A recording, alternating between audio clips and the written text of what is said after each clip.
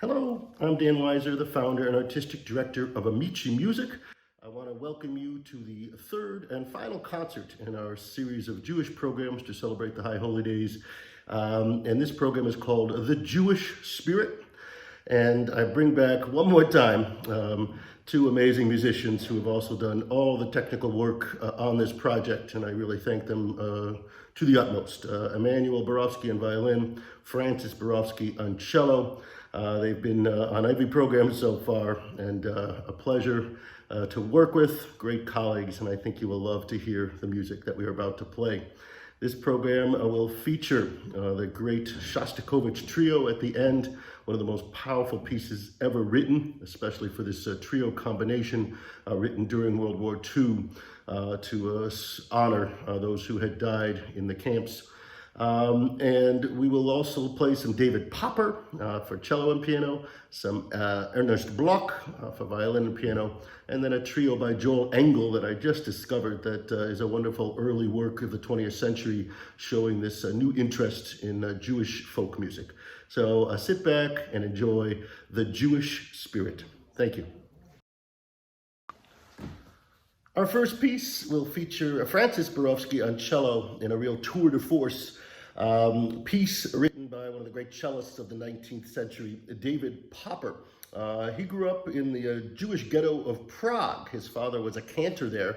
But when he was 5 years old in 1848, the Habsburg Emperor granted civil equality to the Jews, and they were allowed to sort of move out of the ghetto and take certain professions, music being one of them.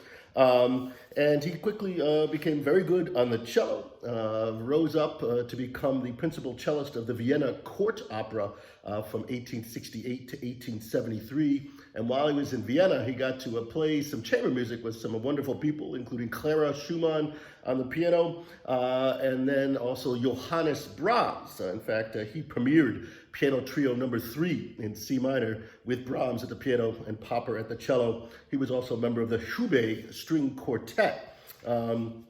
He ultimately ended up becoming a professor of cello at the Liszt Academy in Budapest, and that's where he spent most of the end of his life. He dies in 1913. And he loved the music of Budapest. He once said, "There is a devilish lot of music in those Magyars. Everything resounds, sings, and rings music in this land." And so this is a piece he wrote right when he first got to that area, the Hungarian Rhapsody. There are a couple moments of a little bit of the Jewish scale in it as well, but we thought it would be a fun way to open up this spirited program. Here is the Hungarian Rhapsody by David Popper.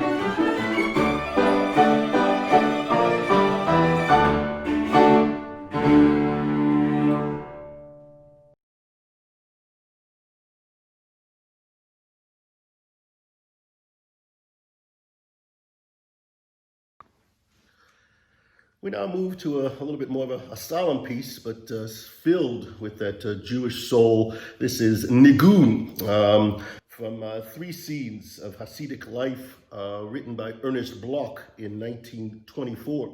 Bloch had been born in Geneva, Switzerland in 1880. His grandfather had been a big part of the Jewish community there, and his father had indeed studied to be a rabbi. But Bloch himself did not grow up steeped in the Jewish religion. It was part of their tradition, but he hadn't really delved too much in the religion. He wanted to become a violinist, and he helped out for a while working in his father's business as a cuckoo clock and music box maker. But it was around 1912 when he got appointed a director of the Lausanne Orchestra that he began to reread the Bible and rediscover his Jewish heritage. As he once said, "I have just read the Bible, and an immense sense of pride surged in me. My entire being vibrated. It is a revelation. I would find myself again a Jew, raise my head proudly as a Jew. And it's in this period that he wrote several Jewish-themed pieces, including the Israel Symphony in 1912, three Jewish poems in 1913, and then Shlomo, a wonderful Rhapsody for cello orchestra in 1915.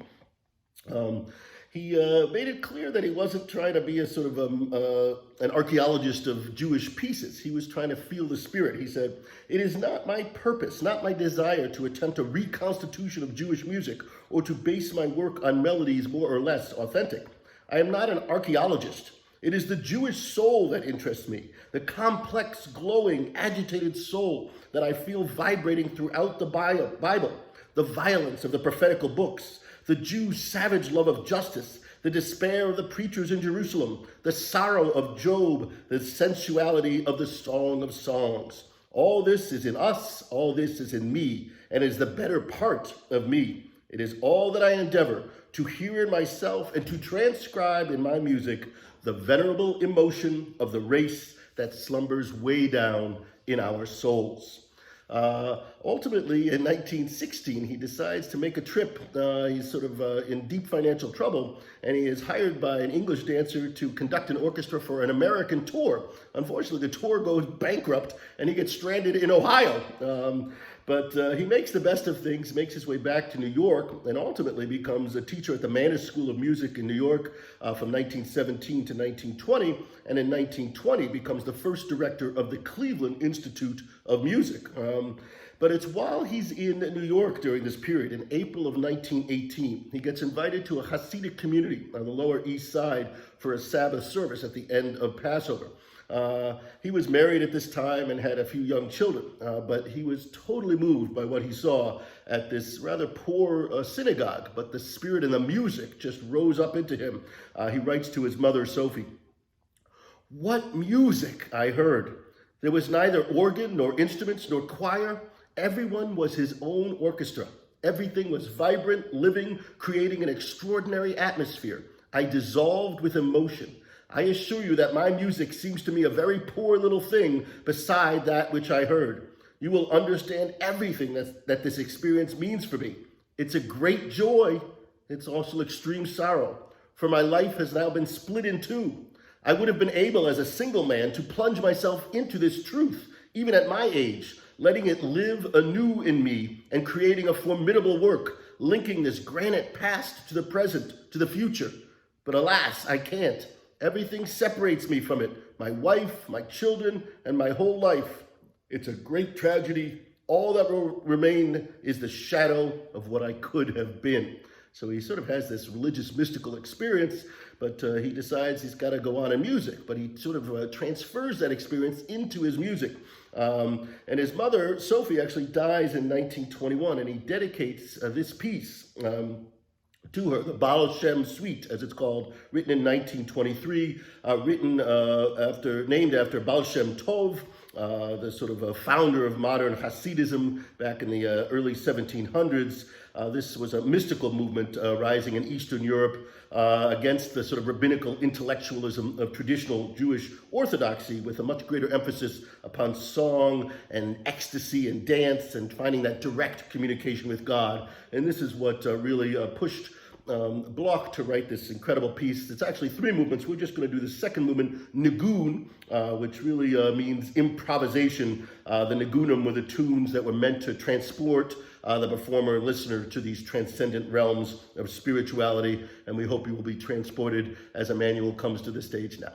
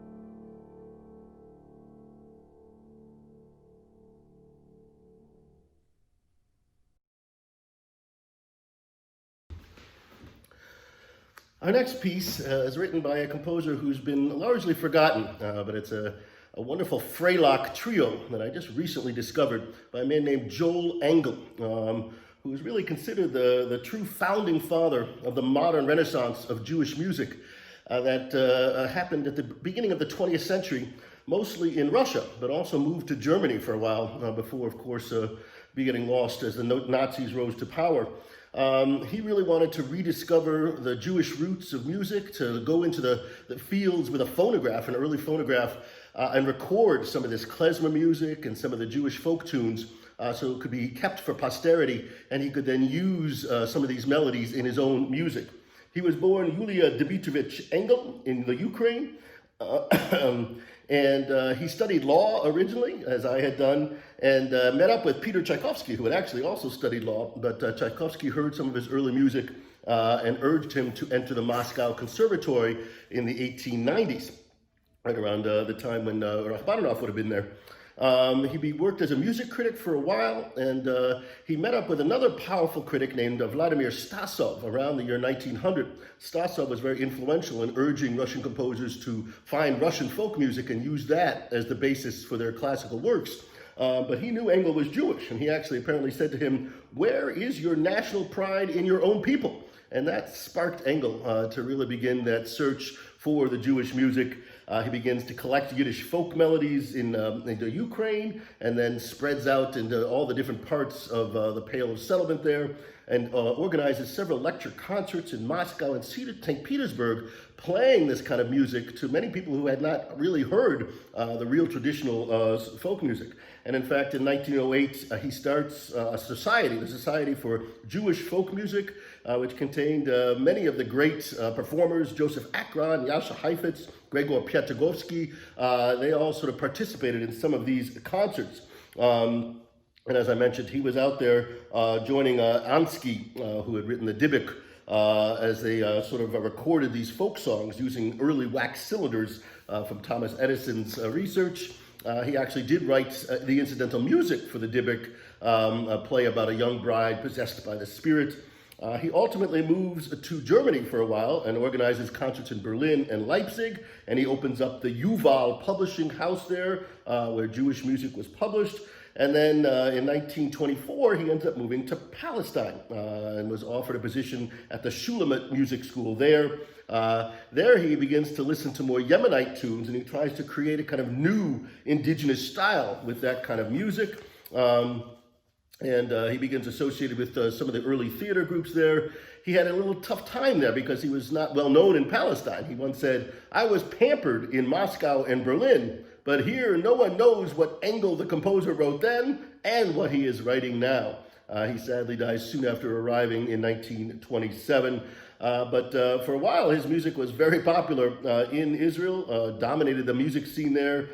Some of his songs are still sung. You might know Numi Numi, which was one of Israel's most popular lullabies, and also the children's song Omrim Yeshna Eretz. But here is a trio that he wrote probably around the year 1910, which gives you that spirit of the Jewish Freilich dance music.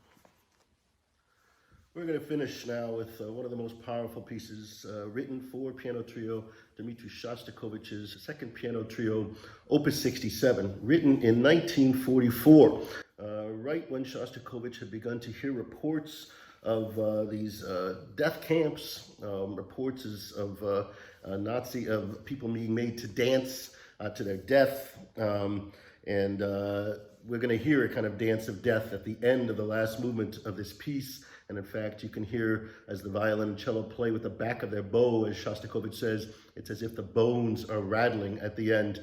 But this work was sort of one of several pieces that Shostakovich, who was not Jewish, wrote with Jewish themes, which was pretty shocking to do in Soviet Russia, where any kind of music with Jewish themes was outlawed, and indeed was a provocative act, which was shocking for Shostakovich, because he had almost faced death from the party once before when he wrote his opera Lady Macbeth of Mtsensk in 1936. This had been a successful opera, but when Stalin went to see it, he was horrified by it, and an article appears in Pravda basically destroying this. It says the following: "The singing is replaced by shrieking. The music quacks, hoots, growls, and gasps to express the love scenes as naturally as possible.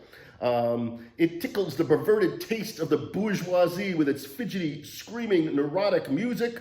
There's a threat to our Russian community of music. The ability of good music to enthrall the masses has been sacrificed on the altar of petty bourgeois formalism. This is playing at abstruseness. Such games can only finish badly." So here we see the government trying to control artistic expression, something we worry about a little bit now. And Shostakovich was rightly afraid for his life. And in fact, he kept a bag packed outside his apartment in case the KGB came to grab him. He responds to this with his Fifth Symphony, which he wrote in a letter called, he said, it's a Soviet artist's response to just criticism. And this piece is much more in the Russian tradition, much more good for the proletariat. And some have accused Shostakovich of caving in. But again, he's trying to survive at a time when you don't know what to do. And that the fact that in 1944 he then writes this piece, and then later on a piece called Jewish Folk Poetry in 1948, and then his 13th Symphony, Baba Yar, based upon a poetry that describes one of the horrible mass killings in the Ukraine, shows that he really did have sympathy for the Jewish cause. And in fact, he once said the following: "Jewish folk music has made a most powerful impression on me. I never tire of delighting in it. It's multifaceted. It can appear to be happy while it's tragic. It's almost always laughter through tears. The quality of Jewish folk music is close to my ideas of what music should be. Jews became a symbol for me. All of man's defenselessness was concentrated in them. After the war, I tried to convey that feeling in my music. It was a bad time for Jews then. In fact, it's always a bad time for them." Shostakovich had two very good Jewish friends. One was his student, Benjamin Fleischmann, who had died in the siege of Leningrad, who had started an opera called Rothschild's Violin, and Shostakovich finished this opera for him. His other good Jewish friend was Ivan Solartinsky, who was one of these amazing Renaissance men, a polymath, who was a professor of Romance languages, supposedly spoke 26 different languages, but was also a music critic and highly interested in music, very good friends. He had died of a heart attack, supposedly, in 1944, although some suspect that the Russian government had poisoned him because he was more outspoken about some of his ideas. Once he died, Shostakovich started on this piece, but it obviously developed into more than just a piece about one person, as Shostakovich began to hear more and more about the camps and what had happened to the Jews. It starts off with the first movement, the cello playing very high up all by herself with these artificial harmonics. It sounds somewhat ghostly and strained. Then the violin comes in lower than the cello, so it's as everything is topsy-turvy in this world. And then when the piano comes in, my hands are at the extreme ends of the piano, one very high, one very low, as if there's no middle ground to stand on. Everything has been lost. This builds, we hear a kind of march motive in the strings, doop, doop, doop, which keeps coming back throughout the whole piece as we hear armies marching. It builds to a great climax and then sort of fades away, but we'll get the tunes in this movement later on. The second movement is a movement that Solartinsky's widow actually thought was exactly like him. She said, "That is his temper, his polemics, his manner of speech, his habit of returning to one and the same thought and developing it over and over." It's a real klezmer dance, but a kind of a scary one, kind of clownish one. There's in fact a little clown sort of music, circus music, do do do do do do do do, sort of like that, but in this dark sort of foreboding way. And that just sort of rips to the end, very short movement, and then sets up the very somber elegiac third movement. It's a passacaglia, meaning the piano just plays the same 8 chords, 6 different times, very slow chords that take a long time for the sound to just envelop the room, and over which first the violin comes in with this mournful melody, then the cello, and then they build together a real terrible, sad elegiac movement. This will lead directly into that last movement, in which we hear a kind of klezmer tune, pizzicato in the violin. This contrasts with a more romantic, powerful tune in the cello, sort of goes back and forth for a while until it reaches a point where it can't go on anymore. It's so loud and so climactic. There's a crashing chord in the piano, and then it's as if glass is shattering. The piano sort of rumbles around these notes, and over which we then get the return of the first movement theme with a mute on. So it's as if a strained crash, and we can see the souls and the spirits of all those who have died rising up to heaven. And finally, then we get that little moment of the bones rattling as we get the dance of death. And then at the very end, there's some more crashing chords. And the last few chords are in E major, as opposed to the fact that the whole piece has been E minor. And so maybe there's a little sense of hope at the end, but I think we all have to work hard to get to a better place. I think this piece is the perfect piece to play at this moment of the pandemic and the chaos in our government and our society. We hope you will take it all in and enjoy Dmitri Shostakovich's trio in E minor, opus 67.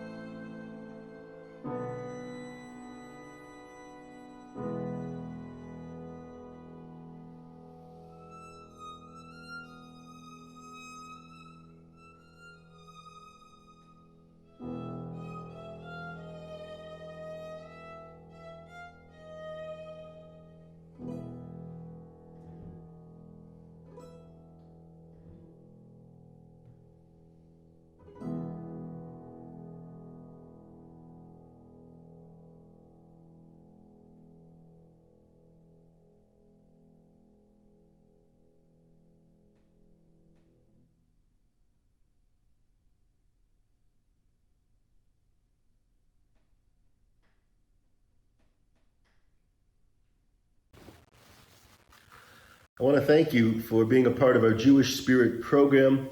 If you would like to make a donation to help live music continue, we would really appreciate it. Go to www.AmiciMusic, that's A-M-I-C-I music.org. There's a yellow donate button you can click on. You can make a donation with any major credit card. You don't have to have a PayPal account.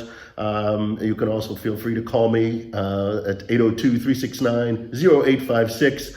I can take donations over the phone. We really do appreciate your support. There's been so much loss to musicians in these last several months, and we want to be able to continue to do these programs, but to also survive as musicians.